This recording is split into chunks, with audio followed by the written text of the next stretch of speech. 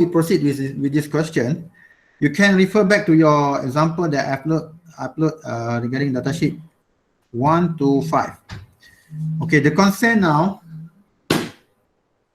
when we operate with our power processor circuit using any kind of power switch device, such as diode, MOSFET, thyristor, IGBT, and whatsoever which include or processing high current that passing through the device, and for sure it will emit some kind of losses. So this kind of losses will decrease the efficiency of the system. And the losses that contribute by the switches is the major concern that we have to take into account. So just assume that we are having a transmission line, and we have a transmission line which have a tower, some sort like tower. You can see my drawing. So from one tower to one tower, there is a copper or transmission conductor lah. And kita ada conductor. So for sure there will be a losses through this line lah. P loss is equal to I square R. Means that how many current that passing through the lines squared times the resistance that exists between the tower. So let's say the tower to tower is 100 meter. So what is the resistance of that conductor for 100 meter times the amount of current? Maybe the current that flow through that wire is 100 ampere. So 100 times 2, power by 2 times the resistance. So you get the losses. So this kind of losses is emit in terms of heat. So you consider the heat that that distribute between the tower, maybe contribute or the sum of heat losses power is maybe 500 watt. But 500 watts when distributed throughout the wires is considered as not so critical, because the heat can be distributed throughout all the wires. But now what happens if the same amount of 500 watts, 100 ampere throughout this the lines of the processing device times the resistance of the device itself. Let's say here we have 100 ampere throughout this MOSFET. So just imagine 100 ampere through the wire compared to 100 ampere through only the single device. Here the heat can be distributed throughout the lines, 100 meter of lines, but sharing the same amount of heat. So it's not so critical, but the heat that appear here is very critical, because this is some sort of hotspot. So you have to disperse the heat from the single device, which is the size is very, very small. So it can be a red hot heat. And okay, so that's the concern.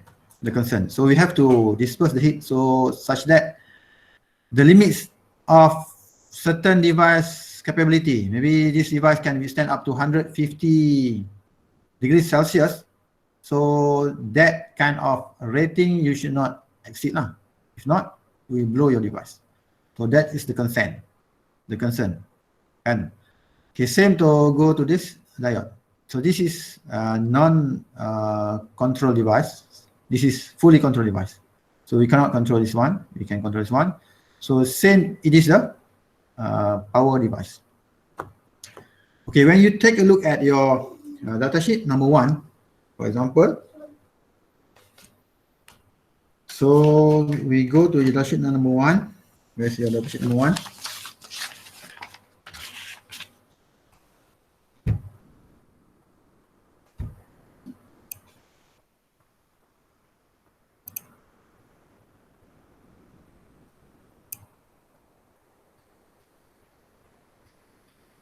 So datasheet number 1 mentioned about your fast recovery diodes. Forward average current is 8 ampere. Meanwhile, your withstanding voltage is around 200 to up to 800 volts. It's up to your application and which series you are selecting. But in general, this BY229 series, for example, it can withstand up to 8 ampere. So 8 ampere here is just the limits. And limits, like I discussed with you all before, it's just like our dashboard. It shows you the maximum the device can go. But in practical, you are not going to push to that limit. You may be using below 50% or around 30% out of it. Why? Because when we evaluate further on the device using our SOA graph or our maximum limits scenario, application losses scenario, so we can see that the capability is different between the device to operate by itself or when the device is going to be used with the heatsink. So for the basic approach that we should use is that we take the datasheet and we try to evaluate if the device going to be used with heatsink, how much actually the capability of the device. So two things we need to put into account or put into consideration. That is the device without heatsink. So how much maximum ampere doesn't matter, is it an average or RMS? How much the maximum can it stand? And then the device with heatsink. So how much your I average or I max? Sorry, IRMS max.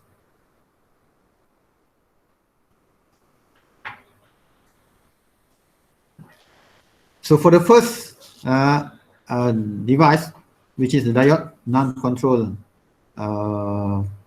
device, we can see that the diode which is non-control or semi-control, it comes with the reference of when you decide to use how many, maybe we put in average, how many average current you want to use. It will show you how much the PD or losses that will emitted by the device itself. They have a graph, and they have a graph. So when you decide how much current you want to use, it will show you how much PD the device will emit. So you can use directly. You can use directly the amount that exists or emit or released by the device into your calculation. So what you need to do is that you take the device and you draw your equivalent circuit, which if without heatsink, so means that your overall junction heat will be emit directly to ambient. So the involved parameters that are theta J A. So this is your PD, the amount of dissipated power heat will release from junction to ambient. So this is the parameter that involved. So you just try to find what is your TJ and happen when the certain amount of current flow through your system. So this TJ should not exceed the limit of your device maximum limit. So your TJ for the datasheet number 1 device is 150 degrees. When you take a look at your datasheet, and R thermal JA is 60 degrees C per watt. You have it all, is it? Reference number 1.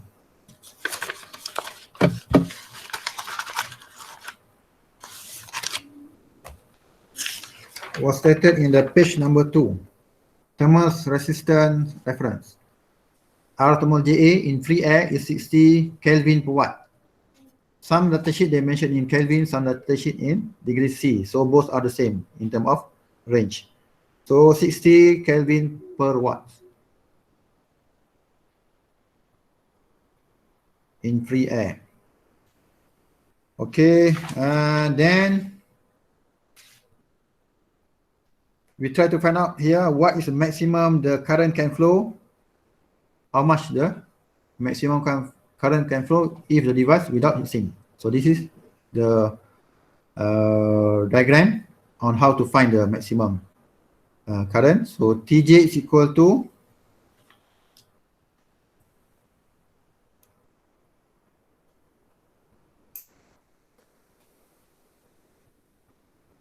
PD R thermal JA plus TA ambient, sorry ya, TA.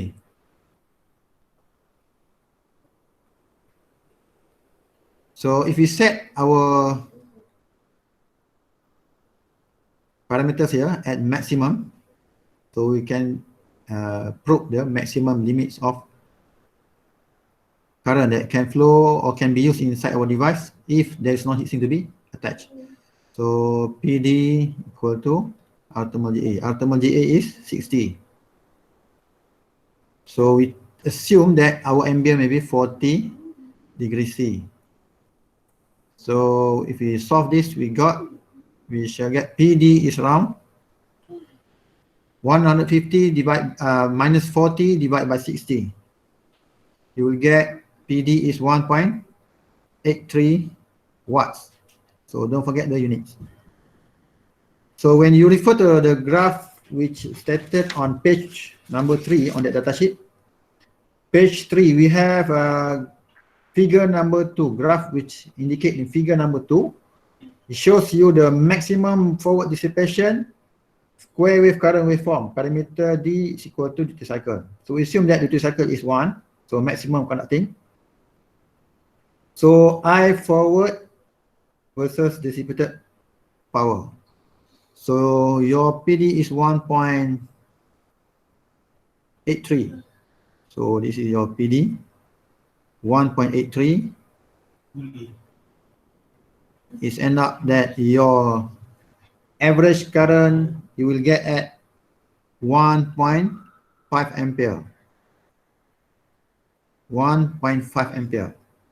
So instead of 8 ampere maximum that the datasheet mentioned, the capability of this device, it only can conduct up to 1.5 ampere for this device if you're not going to use any kind of heatsink.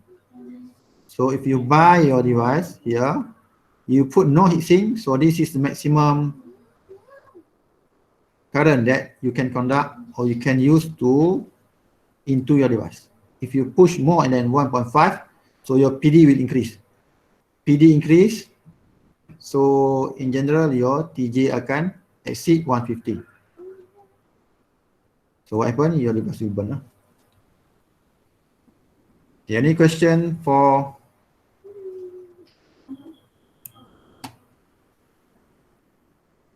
this analysis?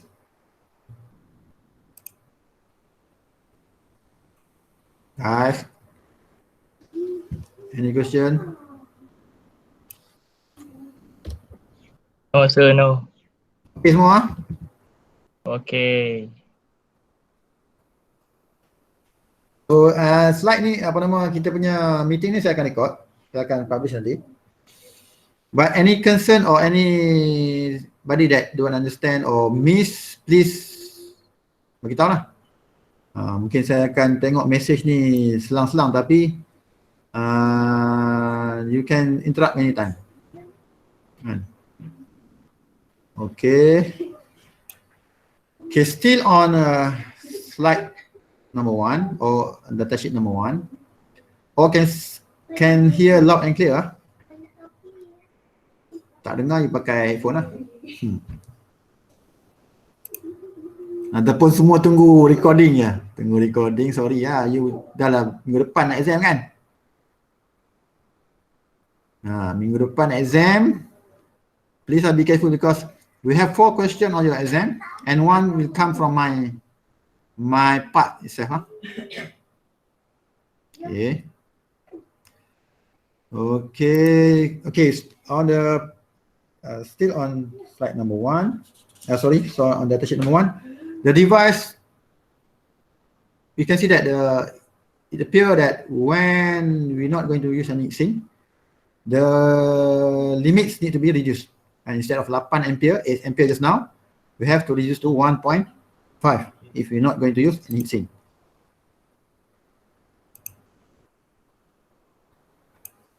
Okay, we try to take a look if we're going to use heatsink. And if we're going to attach the heatsink,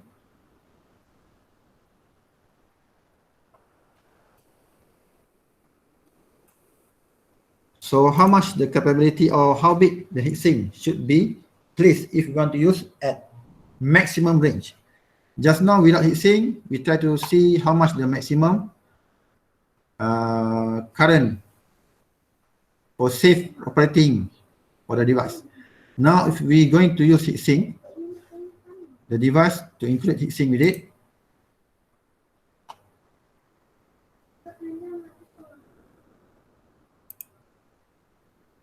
so the device, if to operate with heatsink, so what is the maximum we expect is 8 ampere lah, just now kan, 8 ampere.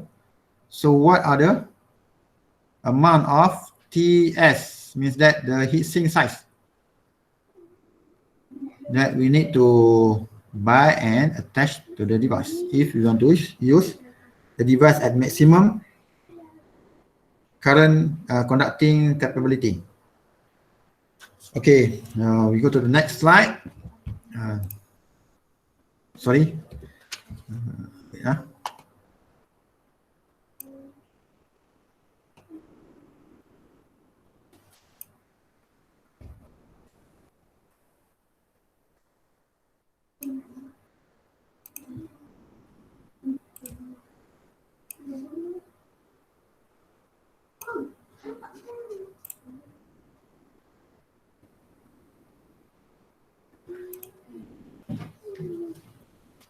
Okay, if the device with heatsink, the arrangement will be like this. So the source of heat will go through 3 elements, which is, this is from your junction TJ, you're going to flow or disperse the heat to the ambient, TA here. So this is your dissipated power. So this is your R thermal JC, and this is TC, your case. This is your heatsink, so TS. So R thermal JC, R thermal CS, R thermal SA. So some data sheet I will mention is in TH thermal or in theta. Both are the same. You can use any annotation in terms of theta or TH thermal. So this is the parameter that involved for the device that attached to the heatsink. You have the device, let's say you have the 3-terminal device. You have metal tap here. So if you attach the heatsink, so this is the percentage of heatsink. So you have your junction inside here, you have case here, and you have heatsink here. In between your heatsink and your metal tap, there will be a thermal, what's so-called pad, or a thermal epoxy, or a thermal grease to firmly intact, means that to try to reduce the resistance between your tap to your heatsink. And some device, they directly intact or attach your tap to the heatsink throughout solder. And solder ni lah, solder kan. Dia solder terus, so dia punya resistance memang tak ada lah, memang automatic. Or your tab ni akan terus direct contact to the heatsink. So we have here from junction to case provided by the device manufacturer, from case to heatsink, which is the thermal pad here, provided by thermal pad manufacturer, from heatsink to ambient, how much the resistance of your heatsink to ambient provided by the heatsink manufacturer. So you have three source of manufacturer which involved and with this system, the device itself, the heat paste or epoxy thermal paste and the heatsink. So three components. So we have discussed before, when the heatsink to be used, equation will be RTJ, PD, R thermal JC plus R thermal CS, plus R thermal SA.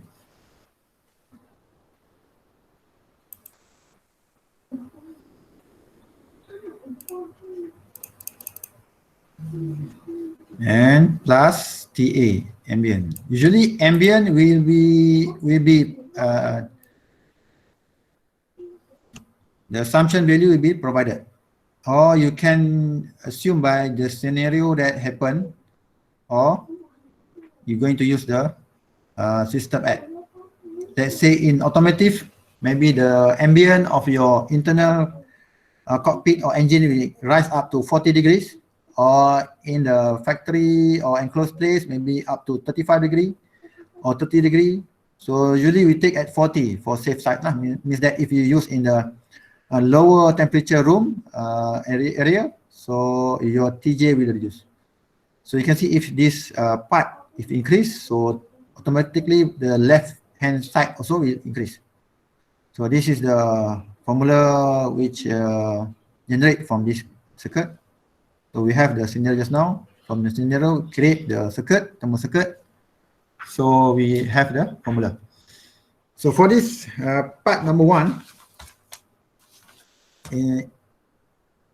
for the part that we discussed just now, we open the datasheet. We can see that the parameters are provided except R thermal SA, because this is the parameter that we wish to acquire or try to find out.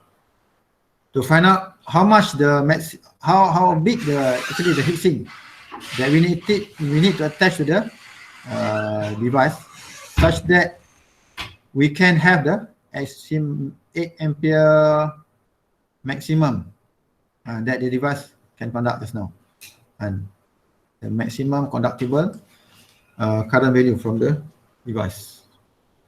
So we put in all the value. Maximum TJ is 150. So to express again, the important part or parameter that we need to look is from here. We need to take care of the TJ. TJ comes from PD. PD comes from current and average or RMS. So this is the main concern.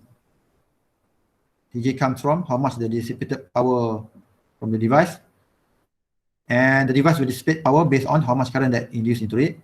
And later on we can see how much current that flows into the device maybe comes directly from the equation, the scenario, or we have to calculate. And we have to calculate because the average current here maybe come from different kind of converter. And kita ada inverter, kita ada rectifier, kita ada AC to AC, which we done before, AC to AC converter. We have a AC to DC, AC to AC, DC to DC, and DC to DC. So all of these converter, how you want to find the average or RMS current, you have to use the dedicated formula. Okay, and up to the TJ, and which is TJ cannot exceed maximum, which indicate inside the datasheet. So for this part, return to this part again. 150 is equal to PD R thermal JC. R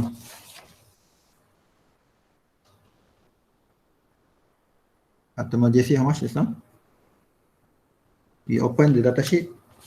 When we use the heatsink, so we'll take the R thermal JC, thermal resistance junction to mounting base, which is 2.0 for this part.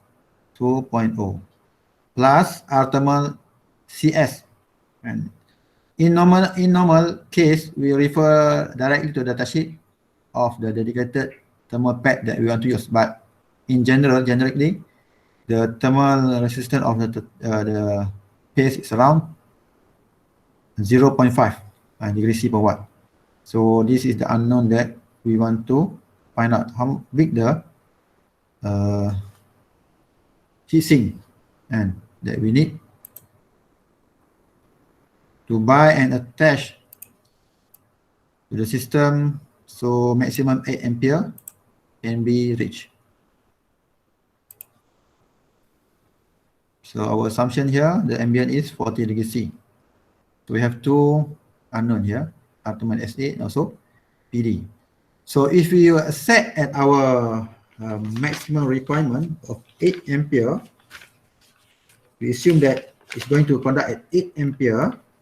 So you take a look again at your graph on the page 3, figure 2, page 3, figure 2. At I forward average of 8 ampere, duty cycle at 1, so the dissipated PF means forward power, and P will dissipated by your device is 12 watts. Your PD is 12 watt. And you take a look at your graph, and 8 ampere, you will emit 12 watt. This is in figure number 2.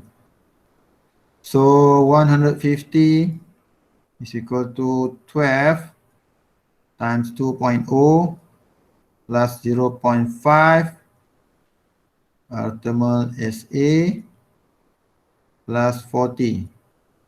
So when you solve, you will get your R thermal SA, which is 150 minus 40 divided by 12. Again, you minus 2.0 minus 0.5. You will get your thermal RSA how much?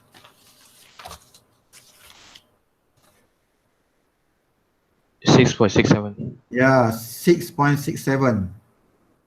6.67 degrees C per watt. So this is the amount or the required value of your heatsink.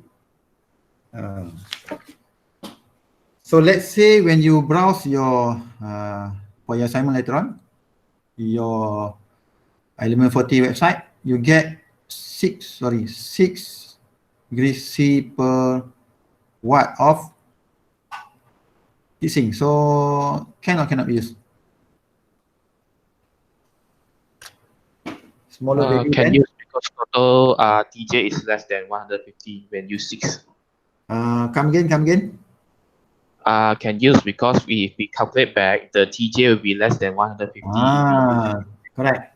And you have the value which is less than what you need, so means that should be better lah. And when you put back into your formula here, you put TJ as unknown, PD plus RJC, RCS, RCSA ni plus the ambient, you will get your TJ which will be less than 150 degrees C. So lesser is better in terms of thermal concern lah. Okay, the other okay everybody? Understood So datasheet number 1 and datasheet number 2 all based or refer to your semi-control and uncontrolled. Yang number 1 just now is on the diode. Number 2 is on the thyristor. And on the thyristor.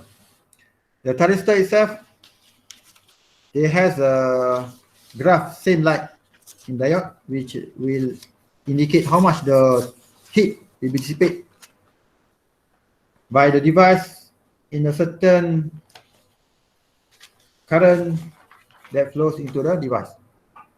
So you don't have to calculate. You able to know the average current, or RMS current. You will know directly the heat that produced by the device. In terms of graph reference, you can refer to graph. The problem now is that how you want to find out the current. So that's based on the what kind of circuit and you are operating now. And if it's simple circuit, so you just can get from the duty cycle punya calculation lah. And maximum current times your duty cycle. If you times dengan 1, you akan dapat full lah. If the switch operate at 50%, so it akan 50% lah average current kan. So if involved in that buck boost or whatsoever, so you have to refer back to the calculation on the dedicated converters punya formula lah. Okay, due to time constraint, we skip number 2. We go directly to the number 3. Number 3 punya reference. Number 3.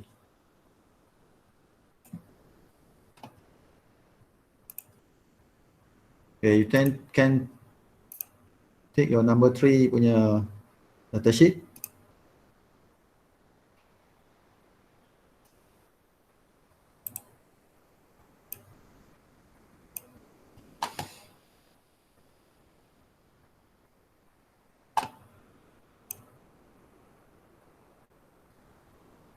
Okay, this is NTD12N10. In the market, this device I think produced by a few manufacturers, but we are referring to the NTDN10 here, which is produced by ON Semiconductor. Okay, in the first page you can see that the device came in a few packages, DPAC or DPAC, which is 369D. 369C versus 369D. So we have DPAC T sort whatever. So this just indicate how the physical layout or physical construction of the device. And so based on the application, like if you want to put in the compact arrangement, so you can buy that kind of package. If the arrangement not so compact, so you can buy the number 2 punya arrangement lah. Okay, and same arrangement or same consent, we need to understand how much actually the device can conduct current if without heat sink being introduced. If it's going to operate without heat sink, and if going to operate with a heat sink, and if going to operate at maximum current, how big the heat sink we need to attach to the device.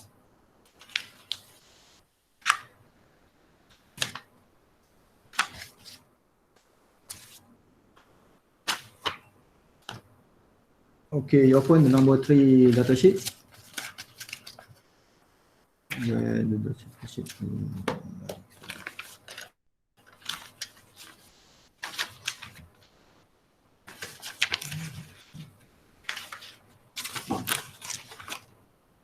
Okay, for the meantime, any question or any concern from the class? Anybody have any issues? Or lost somewhere?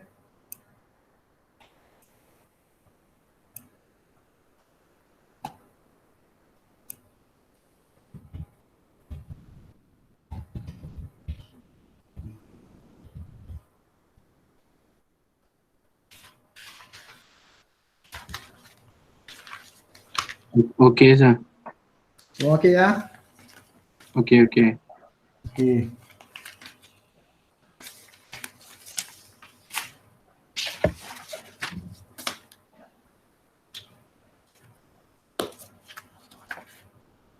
Okay, we take 5 first.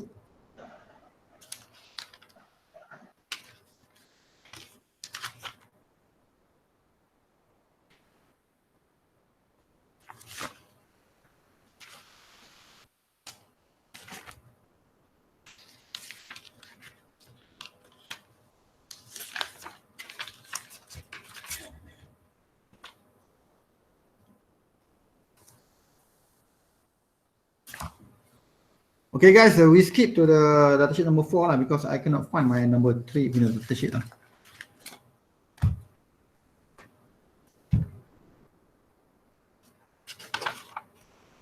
Okay, I hope you have your datasheet number 4.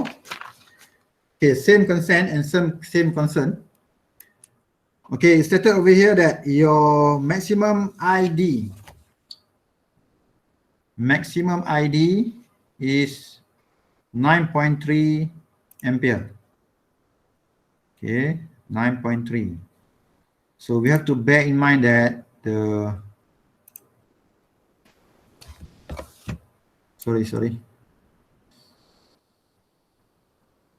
the 9.3 ampere is going to be achieved or can be achieved only when we use heatsink. It is impossible to reach 9.3 ampere if we're not putting any kind of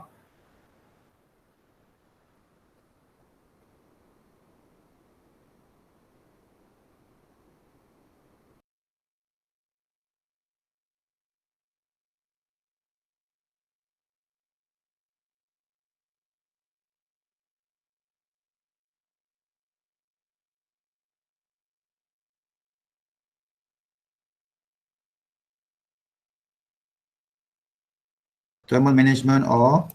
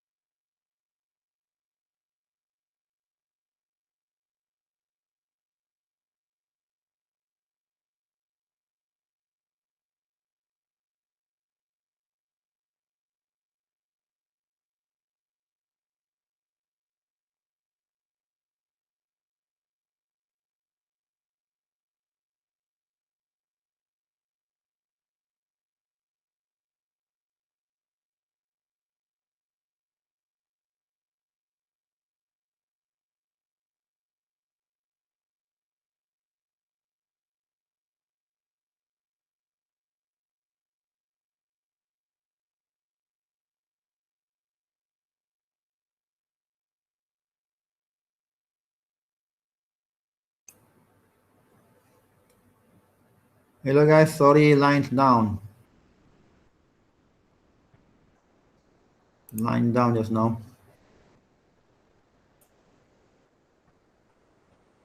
Okay, everybody can hear me?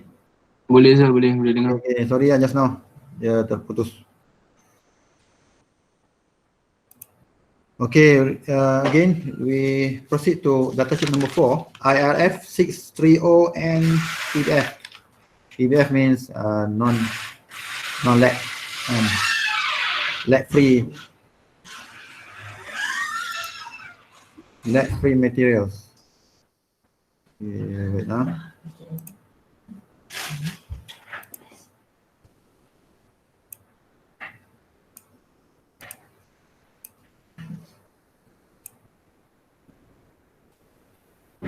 Okay, everybody can see my PowerPoint screen kan? Where's my pen?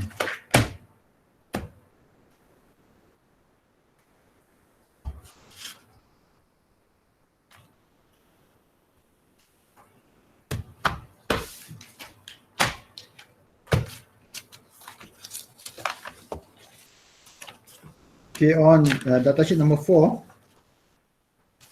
same evaluation. We try to evaluate if there is no heatsink to be used.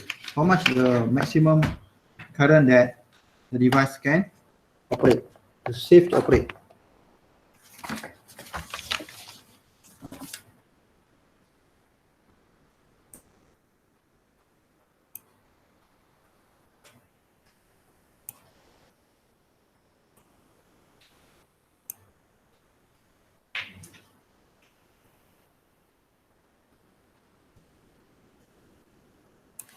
So first of all, we draw the circuit, thermal equivalent circuit of the device without heatsink. Okay, namanya.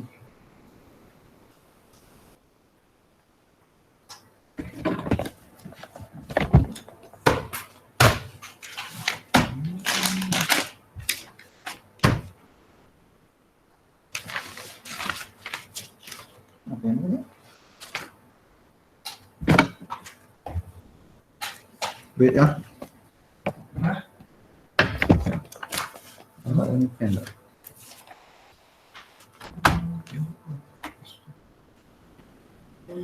Okay, class, wait a few minutes.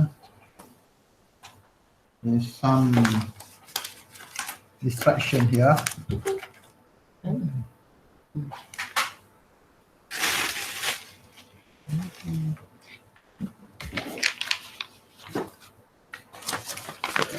Ada dalam kertas ni ataupun dalam ni ke?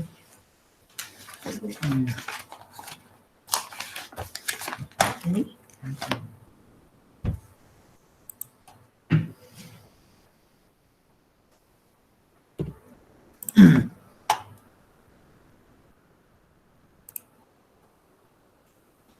Okay, now we are looking at IRF 630 and that free, yeah. So if without heatsink, the equivalent thermal circuit will be only one element, R thermal AA. So the device we conduct heat from junction to ambient with this source of heat from the junction PD. So the concern now is that how much the maximum current that we can put in to the device if there is no heatsink to be attached. So we assume that your junction is at 40 lah, katakan, say at 40 degrees C.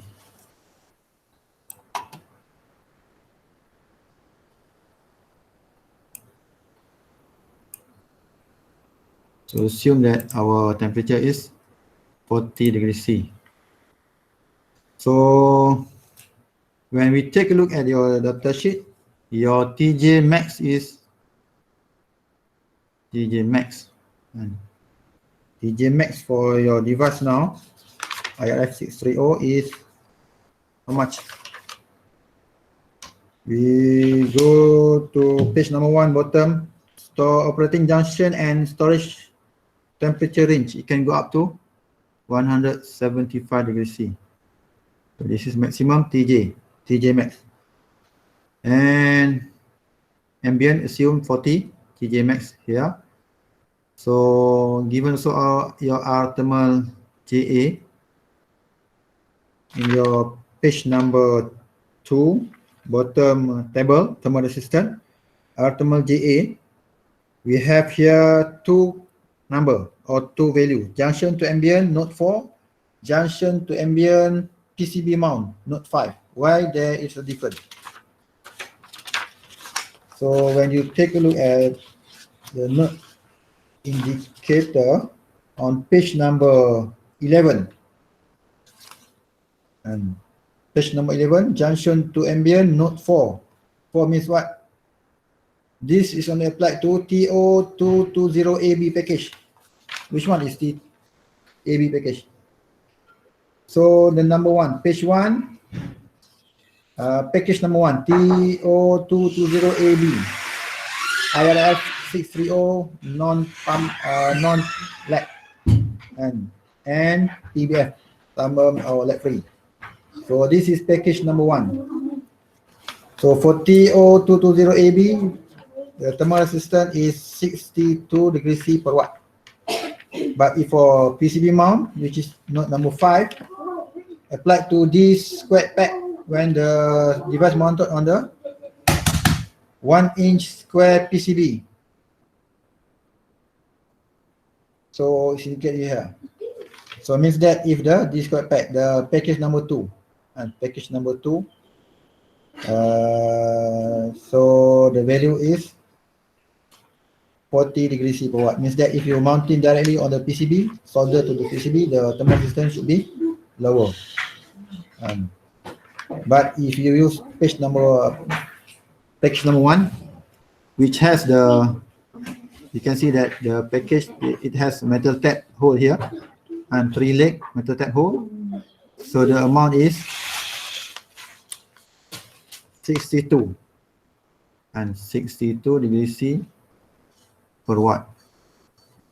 So means that the efficiency of this kind of device to be attached when you attach to the heatsink is lower compared to the device which is soldered directly to the heatsink. So from here we can see how much PD max the device can extend. So TJ we assume at operating maximum temperature 175. To PD, our thermal JA which is 62 plus 40. So you will get your PD max, which is how much? 175. Sir, Yeah. the TA is assumption, is it? Come again? The TA is the assumption, is it? Yeah, we assume that 40 degrees now. Maybe inside your, it depends on your applications. So we consideration when we do consideration, we take the worst case scenario. Means that if it happen to be lesser, so it's safe for us. So we assume worst case scenario. 175 minus 40 divide by 62. 2.177 degree watt. You get 2.177. Okay. Okay, this is just what's called projection. So not supposed to be precisely like this number, kan? So this is the maximum dissipating heat that allowed from this device to the ambient. So this PD, how much actually we in terms of I average or current to produce this PD? So for MOSFET, okay, MOSFET we have losses which is P loss is equal to I square R also, but here the resistance is from, we have here MOSFET, from drain to source. How much actually the resistance? So this is RDS during switch on. RDS during switch on. So RDS on. So I that flow through here, maybe I average or RMS. RDS during on state. At the temperature, because this resistance is a variable resistance. That is the problem now. When your operating temperature here is not at room temperature, which is 25 degrees C, usually the datasheet will list out all the parameters which is valid at room temperature.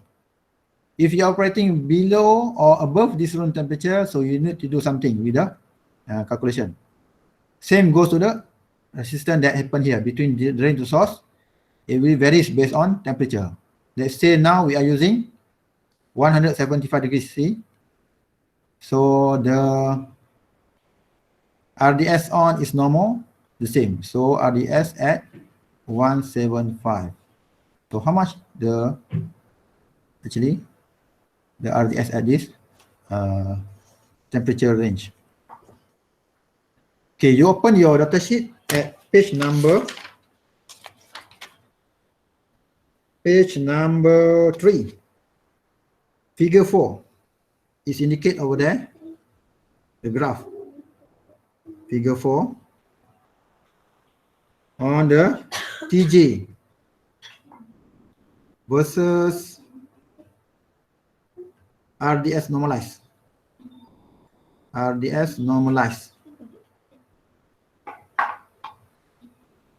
So if 175 and 175 maksimum kan, kita akan dapat dia punya RDS normalized at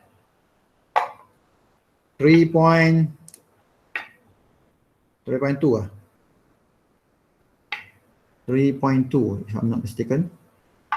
So this is the amount of RDS normalized. Meanwhile, in the front page, it indicates that the RDS of this device at 25 degrees C is only 0.30 ohm, and this is RDS in the front page, 0.30 ohm. And or you can see at your table and on the electrical characteristic. Sorry, in the electrical characteristic indicate that RDS on static drain to source on resistance 0.30 ohm maximum, which is this is happen only at TJ is equal to 25 degrees C. If you take a look at your datasheet, mentioned over there, electrical characteristic of the device at TJ at 25 degrees C. Now we are using at 175. Yeah, 175. So we have to use normalized graph. Means that you have to, so your RDS now at RDS on at 175 is equal to RDS time normalized value, which is 0.30 times what you have just now, 3.2. So it becomes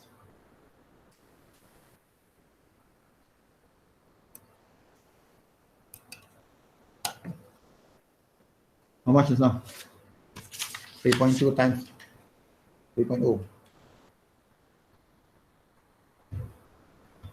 0.96, is it?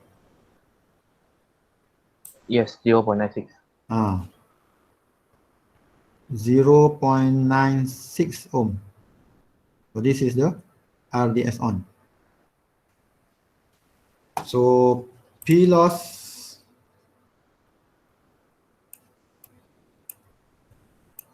so your P loss now is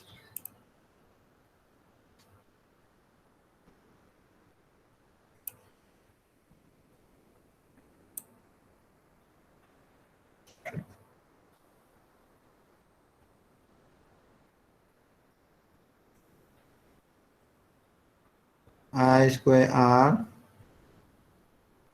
I square RMS times 0.96.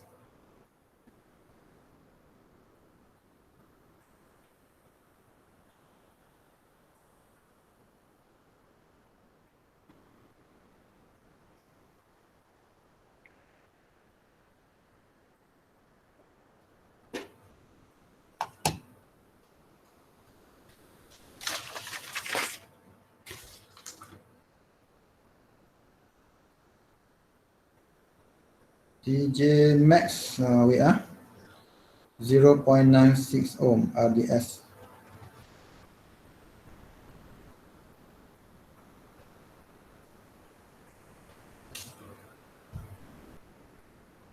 So your P loss is now 2.177 kan? So you put in here 2.177 is equal to I square RMS here.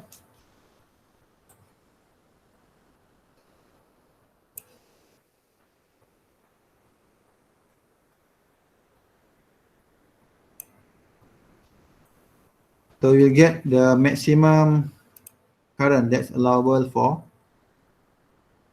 this device to operate without heatsink. 2.177 equal to RMS times 0.96. You can dapat your I, which is how much? 1.506. Okay, 1.506 ampere. So this is your IA max RMS. IA RMS maximum. So means that if you operate more than 1.5 ampere, your TJ can increase further above 175 degrees. So bila exceed 175, your device akan damage lah. So that's the issue. Okay, you can compare 1.5 ampere compared to 8 point what ampere just now I mentioned for the capability of the device kan. In front page indicate to you all that the device can go up to 9.3 ampere, but if you're not going to use any sync, let's say you're going to use for your FIP and you can see that, oh, the device can conduct to 9 ampere, 5 ampere doesn't matter lah for it. It doesn't matter if you use heatsink. If you're not going to use any heatsink, so this is the maximum that you have to consider. If not, once you switch on, you will burn your device. Okay, this is the maximum current for device without heatsink. Then, let's say if you're going to use heatsink, so how big the heatsink size you need to provide if you're going to use or you're going to push in maximum 9.3 ampere throughout your device. So you draw the equivalent circuit with the heatsink.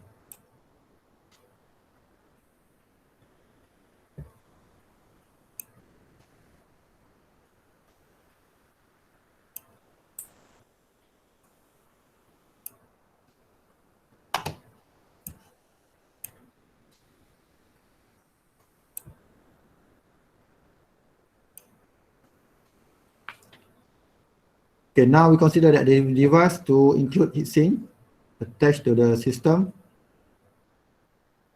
So find out how big the heatsink required for the device to operate at maximum allowable or maximum indicated current. The same TJ, TC, TS. So this is your R thermal, JC, R thermal, CS, R thermal, SA. So TJ is equal to PD, R thermal, JC, R thermal, CS,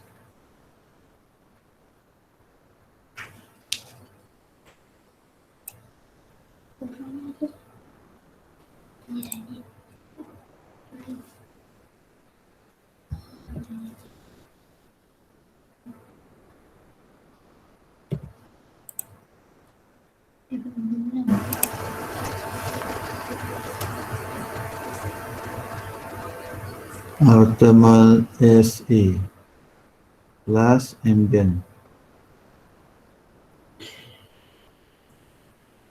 Okay, same again. If you assume that the device to operate at maximum 175, indicate in your datasheet. So try to find out what is the amount of heatsink that we need. And we just use the PD that we just calculated just now, the same at the same temperature. So same PD will exist. Sorry, it's not how much PD.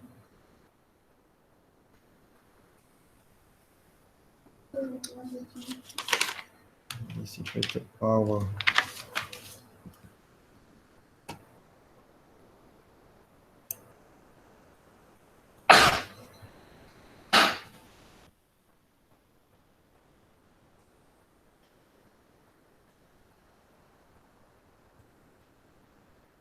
RDS on is the same. RDS on is the same. PD will be different because we're going to use different current value. Okay, PD, our thermal JC here, when we refer to the, we're not going to use RGA because we're going to use heat sink. So our thermal JC.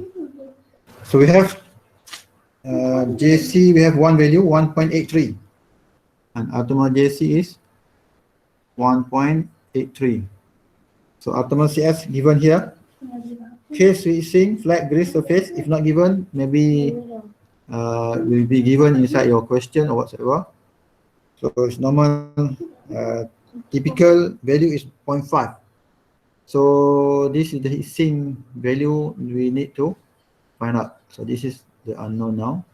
We assume our temperature of ambient is 40 degrees C. So we solve for PD. How much PD max?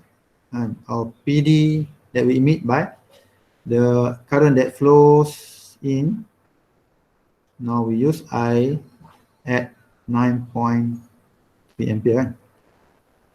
Maximum indicated value. So PD here, how much you get? 175 minus 40. Sorry. There's two unknown here.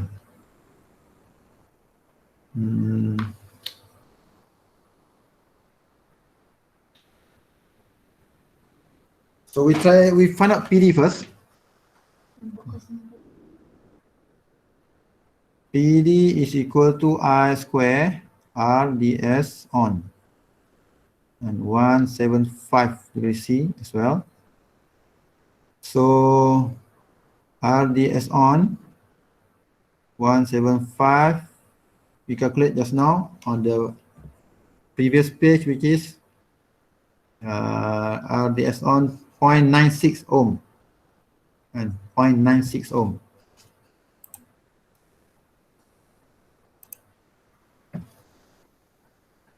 So 0.96 ohm. So PD is 9.3 squared times dengan 0.96. So this is the amount of dissipated power when full current capacity being used. 9.3 squared times 0.96. 83.03 watt. Almost 100 watt.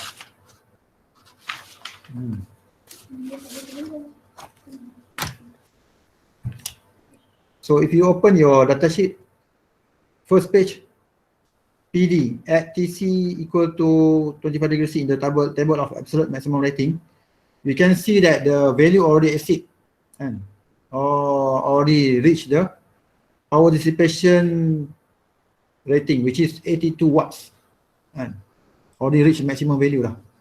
And so it's critical, very critical, kan? So most probably you cannot push the current to the maximum, even though indicate that it can conduct up to 9.3 ampere here. So if this 9.3 ampere being used, and so the dissipation power will increase and up to maximum. And meanwhile, you can see that the inside the table, linear derating factor mentioned that you have to reduce 0.5 watts per degree C. Means that instead of 25 degrees C, if you use at 25 degrees C, so you can use this maximum PD. If you increase further this temperature, so your value indicate here have to be derated. You have to derate by 0.5 degrees C per watt. And each of degrees increase in your scenario, the PD max should be reduced by 0.5 degrees C. Okay. Even though we try to put in back to the equation, so we get here PD 83. So how much are thermal JA here that we need to put in? So how much actually the R thermal JA? PD is 83. We put here back to the formula. We try to see. So R thermal SA, which is the heat sink value. So 1.75 minus 40 divided by PD, which is 83 here, minus all the remaining values. 175 minus 40.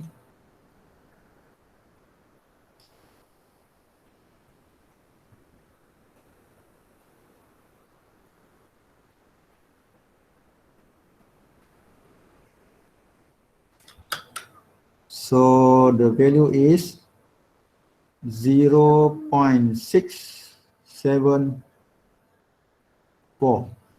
degrees C per watt. Anybody got other than this?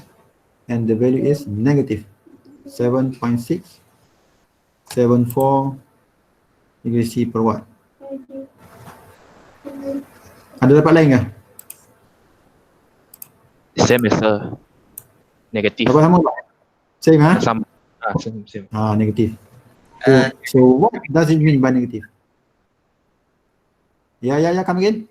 can repeat that again? Okay, we get a negative kan?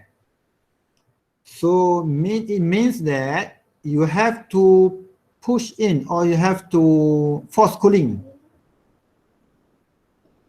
If the value is 0, means that the cooling of the device should be at 100% efficiency. Means that everything that produced should be all dispersed. If the value is 0 lah. But if it's negative, means that you have to push in. You have to force cool or you have to induce cooling itself to the device. Kena below 0 lah, means that freezing below freezing temperature. So means that it is impossible to it's impossible value lah, and to provide heat cooling under negative value. Dia macam kita kena buat force cooling lah if it's negative. Okay, means that you cannot reach 9.3 ampere. This device cannot be used up to 9.3 ampere. So the other steps or way how to indicate the maximum current that can be conducted for this device is that we assume that we have the we have a current which is below than this. We put into the formula. We try to find out what is the value of heat sink that we need for that system. Or we have a heat sink. We already have a heat sink. We try to find out with that value of heat sink how much PD that we can absorb, and from that PD, then only we decide and how much current that safe for that device. So the main thing is that your TJ is not exceeded and it's not exceed. So you set the TJ first, then you go to PD, and then you find out your I, and or else you have your R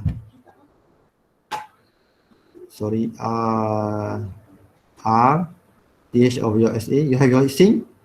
Then from this heat sink, you try to find out what's your PD.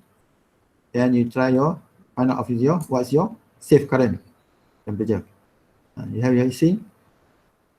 Safe means that your TJ is not exceeded lah. And how much TJ will increase or will happen when certain thermal certain heat sink being chosen for that device. Okay. Oh, almost 12:30 now. So we haven't discussed yet the example.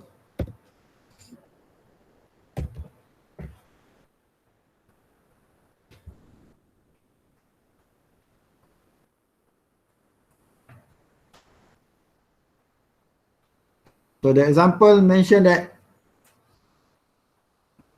when we have two devices operate in the simple buck converter, this is simple buck converter or step down converter. So what are the operational power and temperatures involved in the system? Means that when we have this system in the thermal representative circuit, it should be and redraw in thermal circuit lah. We have two elements, which is one is your MOSFET and connect to the thermal pad, connect to the heatsink and grounded. Another one is your diode, connect to the thermal pad and connect to the ground with the same heatsink. So this is your heatsink, thermal JA, our thermal CS, our thermal JC. This is your TJ for your MOSFET. Meanwhile, for your diode, this is your TJ, our thermal JC, and our thermal CS, and our thermal SA is the same with the MOSFET because you are sharing the same heatsink, and so the same SA here. And for this device, we assume that both devices being attached to the heatsink, you have heatsink here with a solder, directly solder, means that you solder directly to the heatsink. You attach your solder to the heatsink, so our thermal CS is 0. You have a firm contact, so our thermal CS is 0. So it becomes only one element from each side, then another one is connect to the ground. Our thermal CS, our thermal thermal JC, our thermal JC also.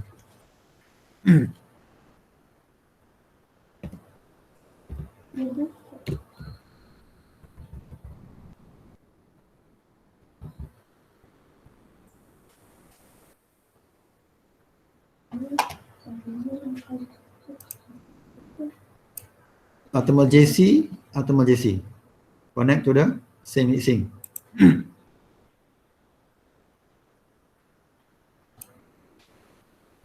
So this is our thermal SA, common heatsink. This is common heatsink. So what we have to do by the orders here, which is determine our operation powers and temperature, we have to indicate or state all the temperature here. What are temperature at the case, which is the case now is the same as the heatsink point. What the temperature means that all the elements here should be determined. That's why here we have RDN MOSFET, heatsink, ambient. So all the data here you transfer to the thermal circuit.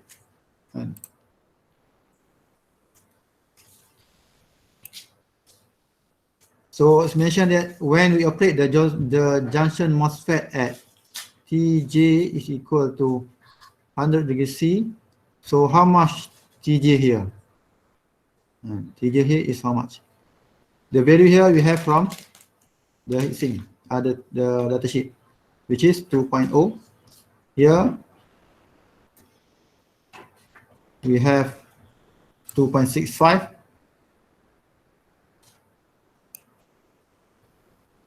It's indicate inside your data sheet 2.65 here, and so this is what you want to find. And so how much TC, which is the same as TS,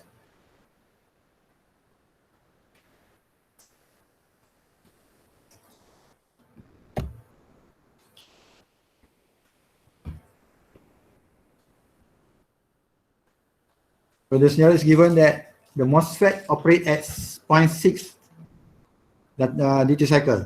Means that when it conducts 0.6 duty cycle flow through your MOSFET, another 0.4 flow through your rectifier.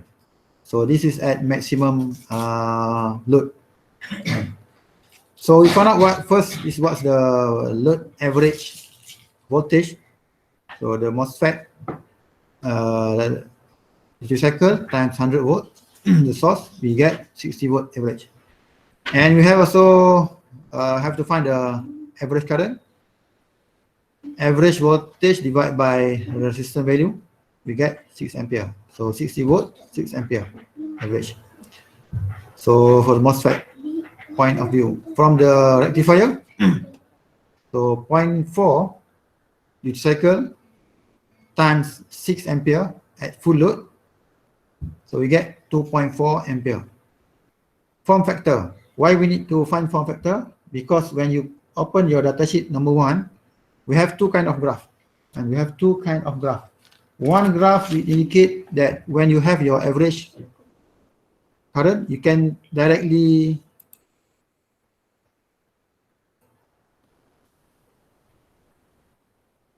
find out what is your PD.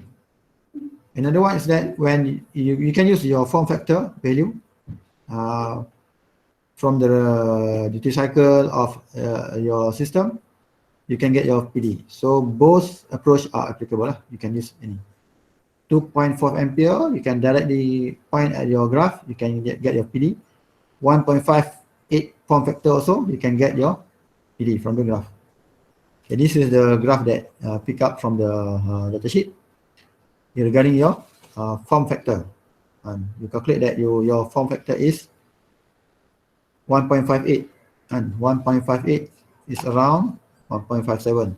And so at your 2.4 ampere, you can dapat 3.75 and 3.75 watt of dissipating power from the rectifier. Or you can use figure 2. Also, you can get almost the same 3.75 watt and power loss. Okay, that's for rectifier. For MOSFET, and for MOSFET, you can open your datasheet. You can see that in the front page, it indicates that your RDS on is 0.15 ohm. This is only happen when your temperature is 25 degrees C. But if you use other than that temperature, 50, 70, 100 or 125 maximum, so the RDS on is normal at 0.5. You have to multiply and the basic value here with the normalized factor value 1.25 or at maximum of 1.87. This is when you refer to the graph.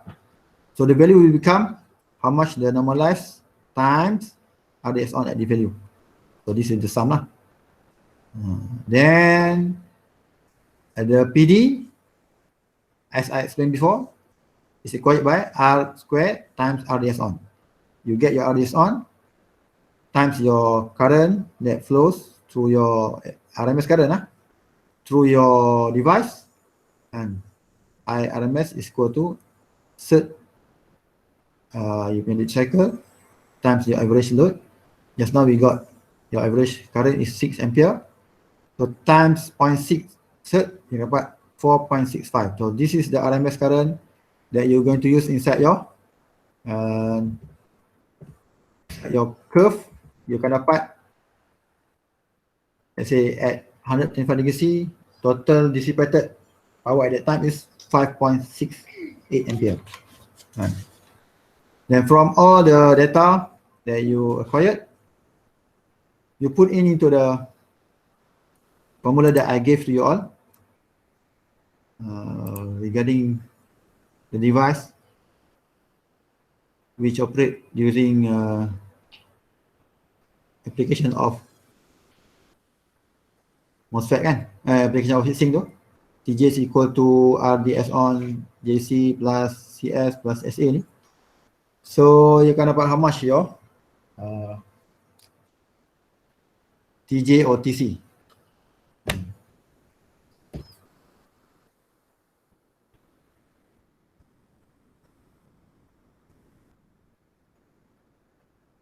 So based on the uploaded solution that I gave to you all, you can use or follow step by step to find out what is the value of temperature at case, what is the value of temperature at heat sink point, and with the temperature or the thermal value of your thermal SA. Yeah. So I don't think that we can go further for the discussion because time is almost 12:40.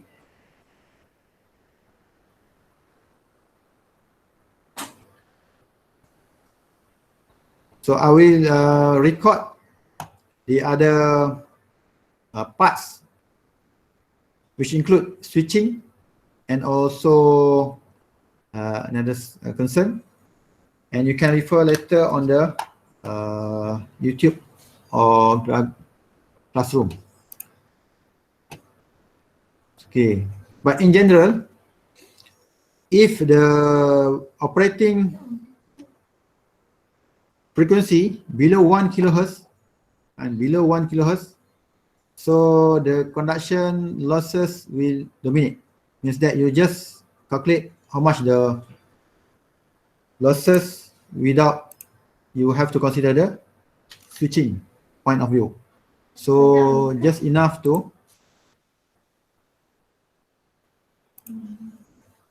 consider the conduction losses, which is PD equal to RDS on and I square RDS on. So this is the conduction loss. But later, if you operate at switching frequency above 100 kilohertz and above, and so you have to consider the switching losses, because when we switch at higher frequency, the switching losses which happen during switch on and off will dominate. And so a certain frequency is no more applicable for power processing converter. We are not talking about signal processing. We can go up to megahertz, gigahertz, and whatsoever. But this is we are talking about power processing, which switching high current system and high current scenario. So we have to limit to certain frequency. If not, the losses will be more than what it processed. So it's not worth it.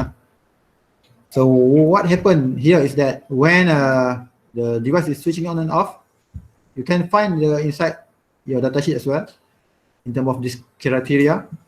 When you switch on and off, we switch on, the current will on but in the delay scenario, delay term. Will not just switch on directly, and it will slowly turn on. The voltage also will not close to zero. It will take time to reduce to zero, and the current will rise, and they will cross each other in some times. So this crossing of voltage and current will produce energy. So this is the turn off energy. This is the turn on energy. And T off and turn on, turn off, sorry. Turn on, turn off. And conduction loss happen during on time, but switching happen during on and off. And so we add up on and off and all the frequency that happen. So we will have some sort of losses during transition time. So P on is equal to losses, equal to energy that happened during switch on time how much it switched in one cycle. So F and T on here is the amount of T on time T on plus time for the rising, time for the rising plus T delay on the on. So T on. Meanwhile, T off is the amount of T delay for switching off plus T falling, and T falling for your current to fall. So this is T off. So you add up E off and E on, kita akan dapat switching losses. So for example here, I akan discuss dalam punya pre-recorded video nanti. So this is the concern on the seating and also conduction losses. So any question from the class so far? Guys?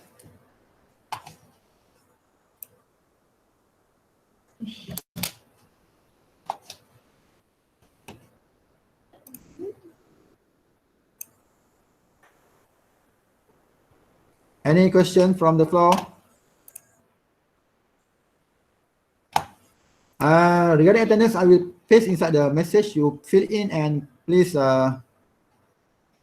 submit to the system lah. Okay, wait ah.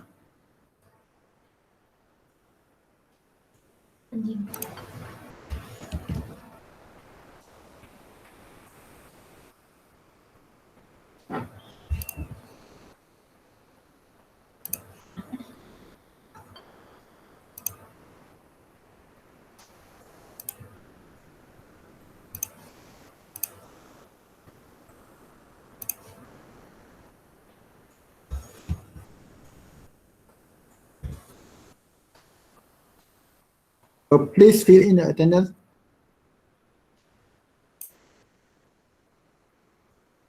Boleh absorb.